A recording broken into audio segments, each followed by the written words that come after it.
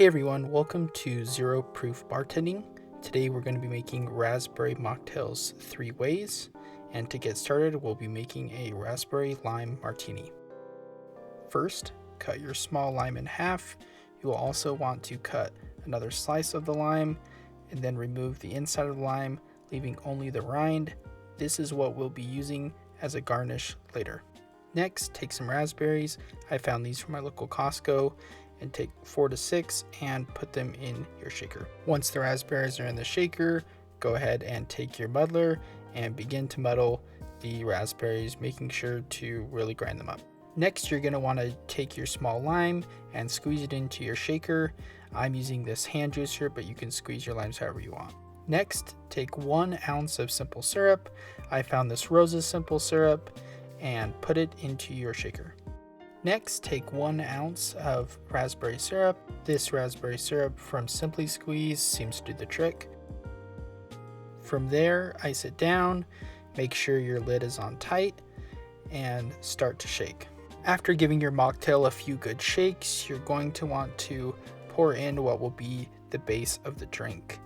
I found this nice lime sparkling water in a pack from Costco. Make sure to crack it open and do a nice long pour with some dramatic effect to make the drink taste better, and finish up by taking your bar spoon and giving it a few good stirs to make sure all of the liquids get incorporated. Next, take your Hawthorne strainer so that no large raspberry chunks end up in the drink, and completely nail the pour without spilling anything, exactly like I just did. From there, take our lime peel from earlier, twist it into a corkscrew fashion, and voila, you have your raspberry lime martini. Cheers.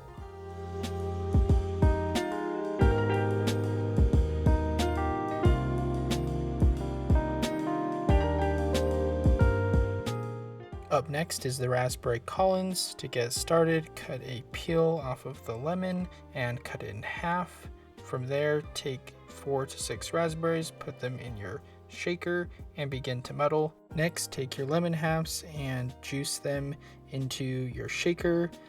Make sure to get all the juice out of the lemon, as most of the lemony flavor in the drink will come from this.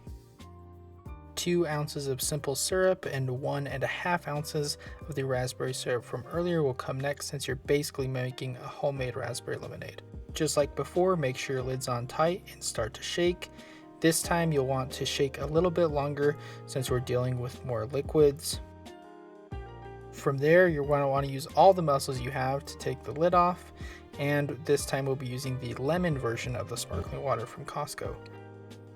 Not as dramatic of a pour as earlier, and just like before, take your bar spoon, give it a few good stirs, and start to ice down your Collins glass. Add a few more raspberries to the glass for a nice effect, and completely botch the pour, spilling it all over the place.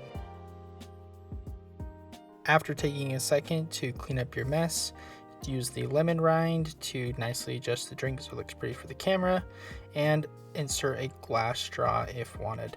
And there we go, a raspberry Collins. Last on the list today is our raspberry cream old fashioned. I've pre-selected 3 raspberries and muddled them within the shaker and added 1 ounce of our raspberry syrup. Add some ice to the muddled mixture, and for the base of the drink we're going to go with our good old Dr. Pepper. Crack the can open and pour to your existing mixture, and take your bar spoon and give it a good stir. Adding Dr. Pepper is needed. Then take a large cut cocktail ice cube, spit it in the glass for a fun effect, and completely botch the pour again. This time we won't clean up the mess since we've still got work to do. Add a small splash of cream for an awesome marbling effect, and stir the drink to make sure all the liquids are combined. With 2 more raspberries as a garnish, you're good to now enjoy your raspberry cream old fashioned. Cheers!